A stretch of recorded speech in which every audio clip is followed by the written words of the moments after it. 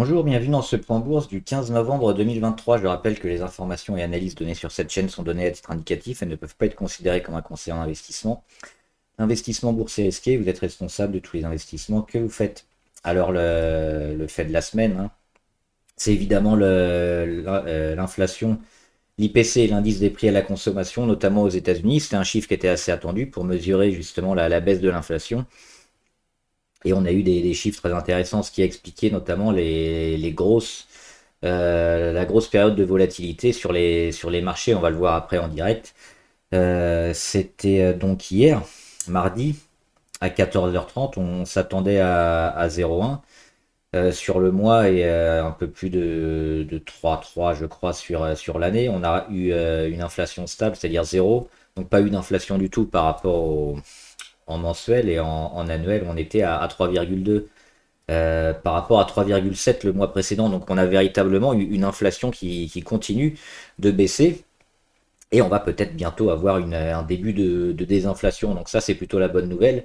Et ça, les marchés l'ont pris comme une excellente nouvelle. Peut-être aussi, on verra avec la Fed et les taux en décembre ce qu'ils feront, mais ces chiffres de l'inflation tendent quand même pour peut-être un arrêt de la hausse parce que le boulot est véritablement en train d'être fait sur l'inflation et que on va durer.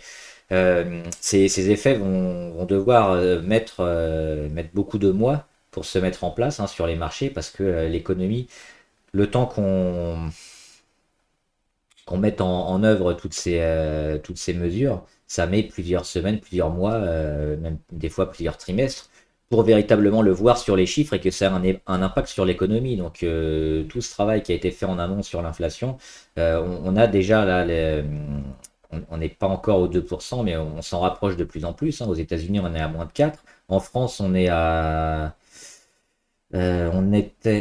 à 4,9 le mois dernier en annuel. Et ce mois-ci, on est à 4% d'inflation par rapport au même mois de l'an dernier. Donc là aussi, on se rapproche de l'objectif des 2-3%, plutôt les 2%.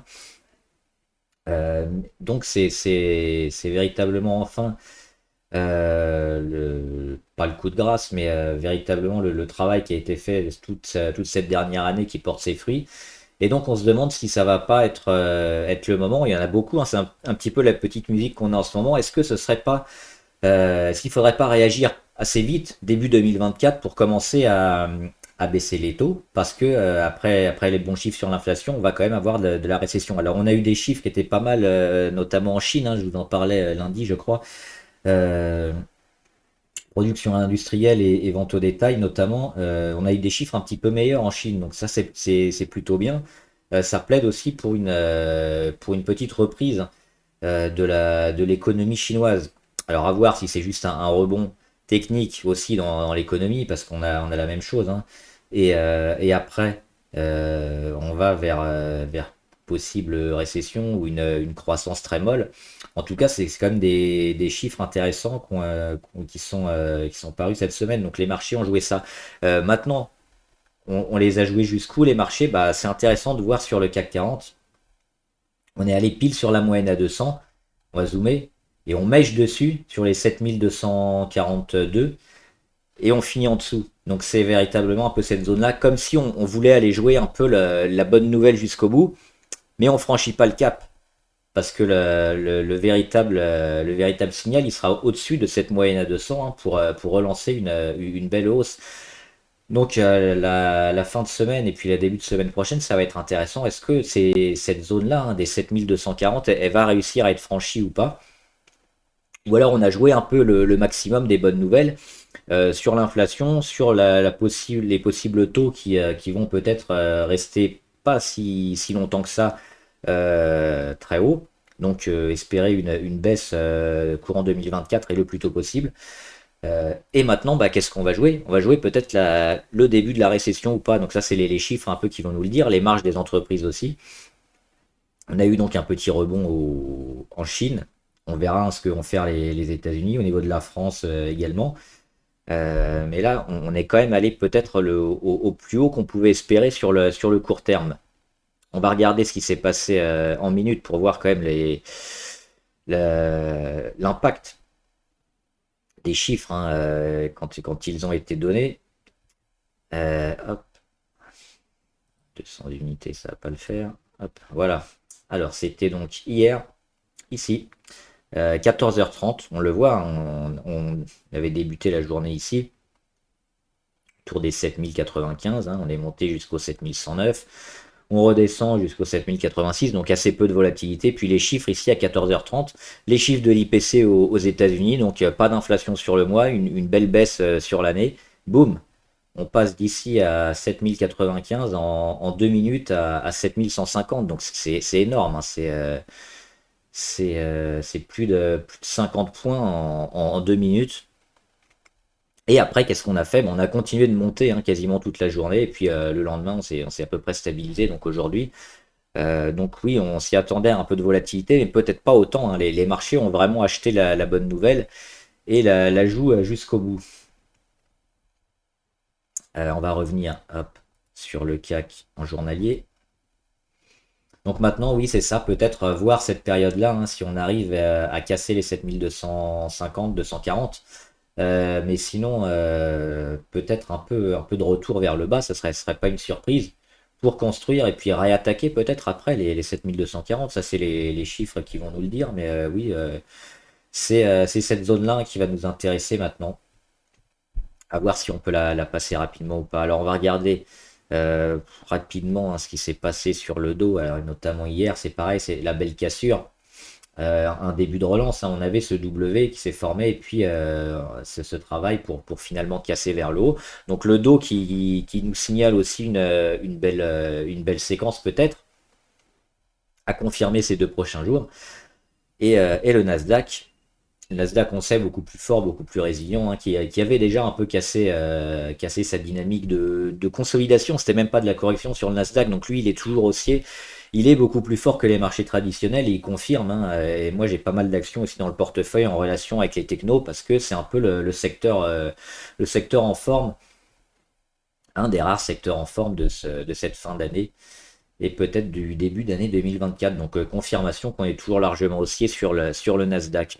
On va regarder le CAC 40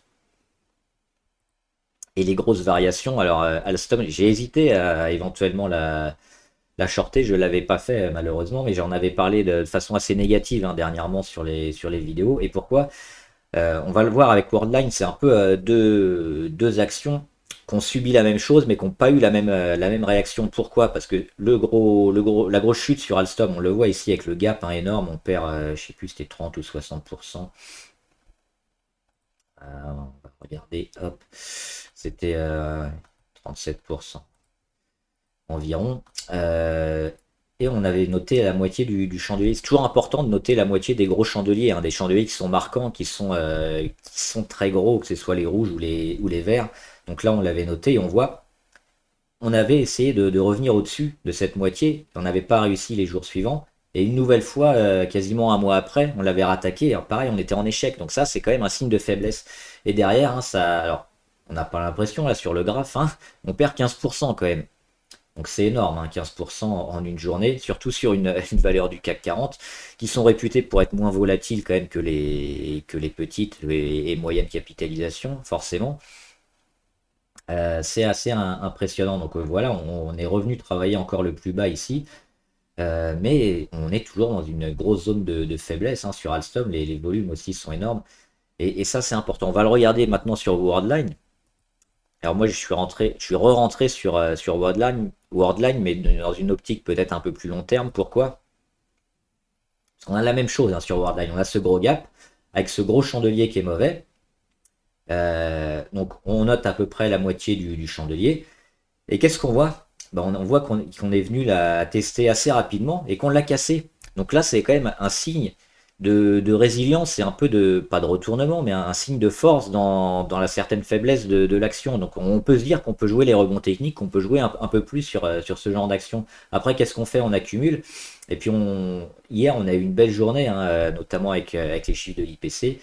On a pris plus de 7%. Aujourd'hui, on continue. On va attaquer peut-être la moyenne à 20. Donc c'est plutôt pas mal ce que nous montre Worldline. Et on voit toujours avec les indicateurs, ce qu'on peut faire et comment on peut différencier souvent les actions qui ont des signes de faiblesse et qui n'ont pas forcément un potentiel de rebond important, et les autres, comme sur Worldline par exemple.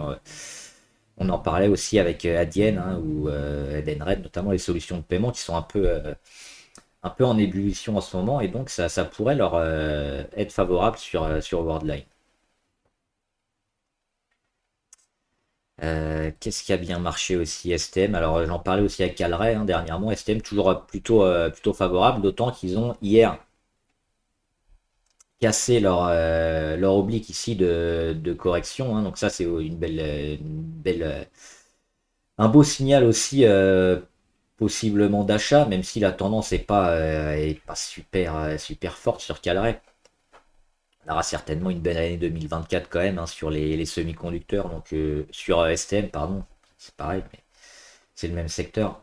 Et techniquement, oui, on était revenu encore sur cette oblique-là, hein, pour prendre appui et repartir. Donc oui, on est toujours très favorable sur STM, d'autant qu'elle a bien travaillé ces 2 derniers jours.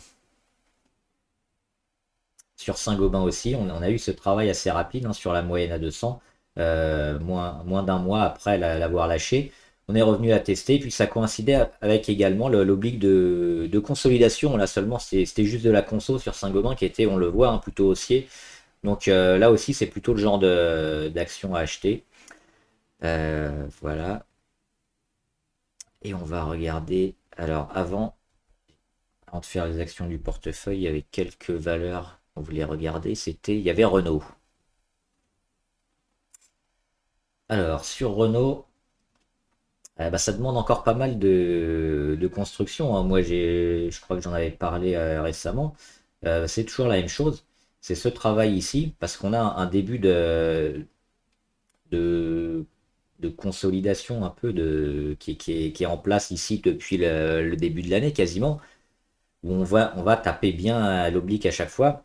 Et le support qui est toujours sur le même endroit aussi. Donc là, ça nous donne, entre cette oblique verte ici et l'oblique rouge ici, toute la phase de travail, toute la phase où on va taper en haut, taper en bas, être acheté en bas, être vendu en haut, et attendre une cassure pour aller hop, hop, soit casser ici, soit casser ici. Donc cassure du support ou cassure de résistance, et c'est ça qu'il faudra acheter ou vendre éventuellement. Là, on voit qu'on est encore dans une figure assez large sur Renault. On avait également de Richebourg et Veralia.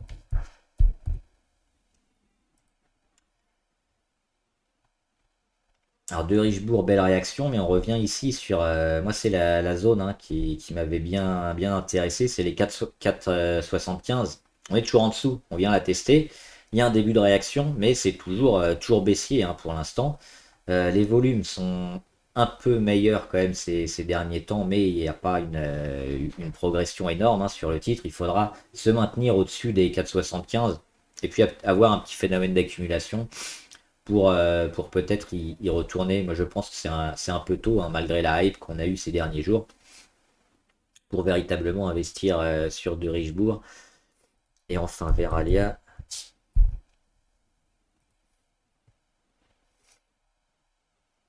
Veralia, bah moi je suis toujours dessus, hein. J'ai joué le rebond sur Veralia parce qu'on a la fin de consolidation ici, on le voit, hein. Hop, on va zoomer ici, le 3 novembre. Donc à partir du 3 novembre, on sent qu'il y a possiblement un rebond à jouer. On est en train de le faire. On est déjà au-dessus de la moyenne à 20. Regardez, on a cassé. Et après, on reprend appui dessus, hein, sur les 3 séances ici de jeudi, vendredi et lundi. On reprend appui et puis on repart. Donc toujours haussier. On est allé sous les 30 niveau RSI, on en revient. Donc ici, c'est une période quand on sort des 30, en dessous des 30 et qu'on revient au-dessus des 30. C'est généralement une période intéressante à acheter pour du court terme.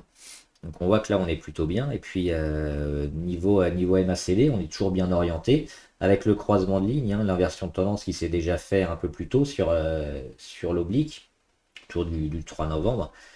Donc toujours en phase de rebond. L'objectif c'est d'aller taper les 34,10 ici et puis de voir comment elle se comporte sur les 34,10. Donc rien de nouveau là-dessus. Alors, on va regarder quelques valeurs intéressantes du portefeuille.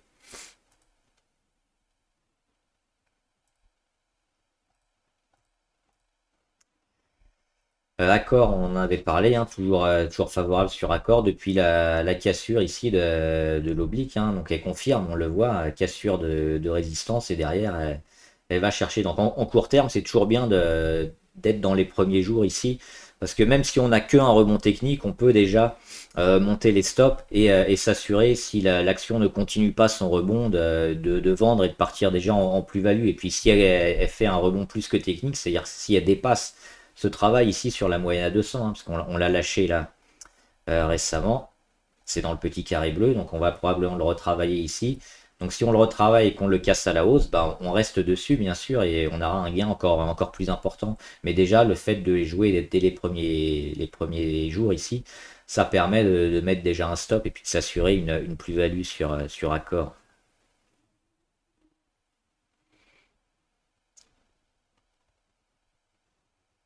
Alors BYD, oui, en Chine aussi, on a vu les chiffres plutôt intéressants. Et ça casse, c'est en train de casser, hein, on le voit. Ça a cassé hier et aujourd'hui on confirme. Pour l'instant, le chandelier est au-dessus. Donc c'est pareil, si on veut jouer les véhicules électriques et la reprise un peu en Chine, parce qu'on sait qu'il y a un très gros marché, hein, c'est maintenant qu'il faut le jouer.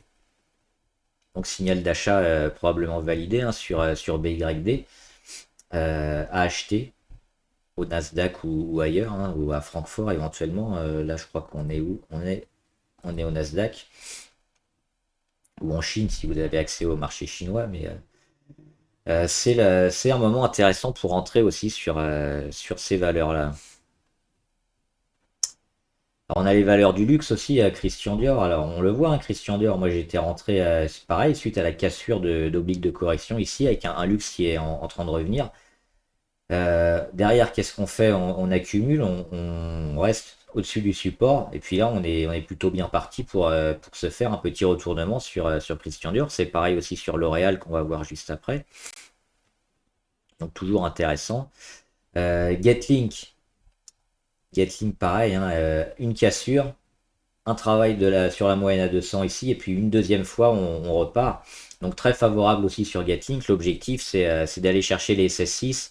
Et pareil, de voir comment est-ce qu'on porte sur les SS6. Est-ce qu'on bute un peu trop et qu'on va continuer à baisser? Auquel cas, si on a ce genre de travail sur les SS6, il faudra peut-être partir et puis prendre une petite plus-value. Mais si on arrive à casser assez franchement, on restera et puis on jouera le moyen terme sur Getlink. On voit qu'elle donne quand même des signaux intéressants, hein, depuis le début novembre et que ça se valide plutôt bien graphiquement. Donc pas de surprise là-dessus. Alors Ibsen, on oublie probablement. On est en train de jouer le support, mais on est plutôt en train de le casser. Donc si on n'a pas un travail ici et un début de rebond, ce sera mort, hein, sur Ibsen. Dernière chance un peu demain et vendredi. C'est plutôt négatif pour le moment. Calret, toujours très positif, comme sur STM, hein, ça fait un moment qu'on en parle. Ici, on a le début aussi d'accumulation et puis de cassure d'oblique au 6 novembre. On va aller jouer ici la moyenne à 200 et puis la résistance sur les 22, mais moi je suis plutôt moyen terme sur Calret. Et on vise plutôt 2024, donc toujours très positif sur cette valeur. J'en ai parlé souvent, donc je répète pas ce que j'ai dit. L'Oréal, oui, le luxe qui a bien fonctionné aussi, pareil, c'était en correction assez faiblard, hein, parce qu'on va pas beaucoup plus bas. Les supports sont toujours achetés autour des 388, 395 environ, hein, à part une journée qui était un peu dans le rouge, mais ça a été racheté durant la séance. Donc pareil, le luxe, on voit qu'il retourne un peu à son habitude de moteur, hein, sur le CAC et sur les marchés, aidé par les chiffres en Chine. Donc oui, plutôt bien de se replacer sur le luxe, hein, de la semaine dernière ou encore cette semaine. C'est pas forcément trop tard pour ces valeurs-là.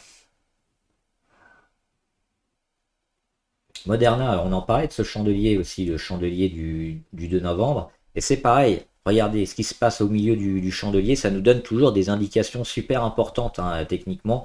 Qu'est-ce qu'on a fait après? on a reperdu un petit peu et on est revenu tester quasiment au point près la moitié du chandelier hein, sur les 67-70 et on repart et c'est racheté derrière. On peut espérer un point bas sur ces niveaux-là, hein, sur les 67, sur Moderna. Donc jouer un rebond technique à minima, pareil sur Moderna, c'est probablement le moment parce qu'on a la confirmation là, avec le travail des 2 dernières journées. Rebond sur la moitié du chandelier, puis on attaque les premières moyennes et on est en train de la passer, hein. Aujourd'hui, on passe la moyenne à 20 jours, donc plutôt très favorable aussi sur Moderna. Proximus, on va en parler un petit peu. Hop, c'est ici. Il y a Xavier Niel, hein, le patron de Free notamment, qui a investi dans Proximus, hein, c'est l'opérateur télécom belge. Et on avait parlé hein, depuis un moment sur Proximus, depuis le mois d'octobre, je crois, ici, parce qu'on avait une phase de retournement qui était en train de se placer. Donc la montée au capital de Xavier Niel est plutôt bien et on a vu un gros boost aussi suite à ces annonces. Donc confirmation hein, qu'on va certainement avoir de belles semaines et de beaux mois sur cette valeur pour jouer la fin d'année. On surveillera les moyennes les plus courtes éventuellement si on veut quitter. Mais là, on a une belle phase de retournement hein, qui devrait nous mener le titre probablement au-dessus des 10 à moyen terme.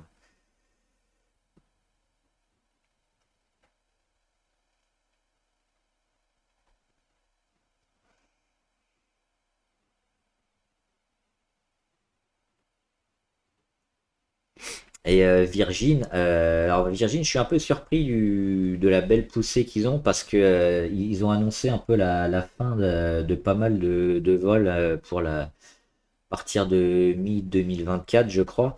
Et ils vont retravailler sur un nouvel appareil qui va leur permettre d'embarquer beaucoup plus de passagers et de faire beaucoup plus de vols à l'année, c'est-à-dire d'être beaucoup plus rentable. Parce qu'actuellement, hein, le business model un peu de Virgin Galactic est pas terrible. Ils ont beaucoup trop de coûts et ils n'ont pas assez de rentrée d'argent. Donc le fait de retravailler un peu ce nouvel appareil, je crois que c'est le Delta, euh, devrait enfin leur permettre de dégager un peu des bénéfices conséquents.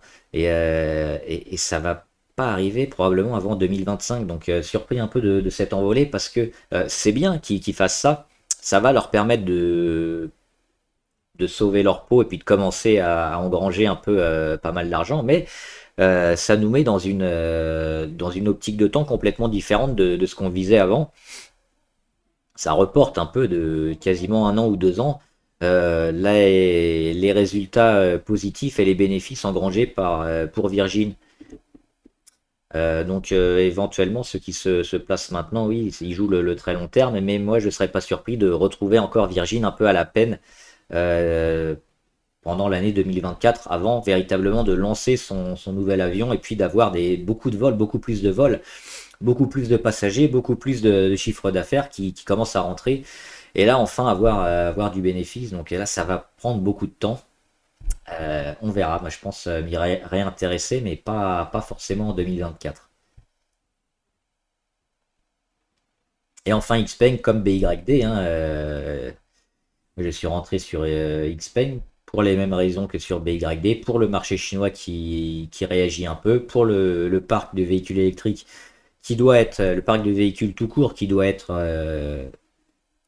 complètement changé, hein, dont la plupart sera en hybride ou en électrique. Donc forcément, tous les opérateurs, que ce soit BYD, Xpeng ou autres, mais notamment les Chinois, sont plutôt intéressants parce qu'ils ont une force de frappe assez phénoménale, déjà de par leur main-d'œuvre assez peu chère. Et ils ont réussi, ils commencent à pénétrer un peu tous les marchés, non seulement le marché local hein, en Chine, mais aussi nord-américain notamment. On les attend aussi bientôt en Europe, donc oui, c'est une belle action. Je vous en parle souvent d'Xpeng, mais oui, il y a toujours des rebonds intéressants et elle est toujours plutôt haussière. Donc là, avec les taux qui vont se calmer, hein, probablement, et puis les chiffres sur l'économie chinoise, ça vaut peut-être le coup de rejouer un peu sur l'automobile en Chine. Donc une action à avoir avec soit XPeng, soit BYD. Les traditionnels hein, ont un peu plus de mal. On en a parlé il n'y a pas longtemps avec Ford, je crois. C'était un peu limite. Alors, on va finir avec ça, tiens. Hop. Elles sont là. Je crois que c'était Ford. Ouais, c'est ça. Ford qui est sur un support. Donc pour l'instant, si on tient le support sur Ford, c'est bien, mais il faudrait pas un peu casser vers le bas. On voit que c'est limite pour l'instant. Et elle donne des signes un peu moins intéressants. Et puis on a sinon Stellantis, hop, sur le CAC. Mais c'est une réunion de pas mal de constructeurs. Ils ont pu faire un peu des économies d'échelle, donc c'est toujours appréciable. Ils sont plutôt haussiers, on le voit. Donc Stellantis, oui, plutôt favorable sur le secteur auto à retrouver les gros conglomérats comme ça qui ont une force de frappe et des économies effectuées qui leur permettent d'avoir des marges un peu plus importantes. Donc sur le secteur européen, ça peut être une valeur intéressante. Et puis il y a Ferrari dans le luxe aussi, on en avait parlé pendant un moment. Et on l'avait conseillé aussi, Ferrari, toujours bien, hein. On a cassé ici les 300. C'était la zone à dépasser, puis elle l'a fait très franchement hein, au début du mois, et puis depuis, elle continue de bien progresser. Donc, confirmation hein, que les valeurs du luxe de très très haut de gamme ont toujours le vent en poupe et il n'y a pas de pénurie sur ces valeurs-là. Donc, c'est souvent des valeurs qu'on peut jouer pas les yeux fermés, mais dans un mode plutôt investissement moyen long terme, si on cherche les portes d'entrée intéressantes, on est quasiment toujours gagnant sur ces valeurs-là. Voilà, j'espère que la vidéo vous a aidé. N'hésitez pas à me dire ce que vous en pensez dans les commentaires et puis me poser des questions ou demander des valeurs à analyser. On le fera ici en graphique ou en commentaire. Bon trade, à plus!